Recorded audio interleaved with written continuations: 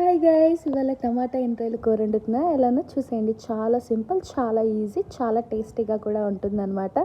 First ఉల్లిపాయ, పచ్చిమిర్చి ఆయిల్లో వేసుకొని వేయించుకోండి. వేగిన తర్వాత ఏవైతే క్లీన్గా వాష్ చేసామో ఎండ్రాయిలు అవి వేసుకోండి. వేగిన తర్వాత టొమాటోస్ వేసేసుకోండి.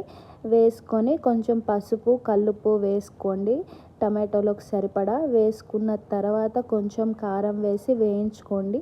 టొమాటో లో ఫ్లేమ్లో కుక్ అయితే చాలా టేస్టీగా ఉంటుంది కర్రీ.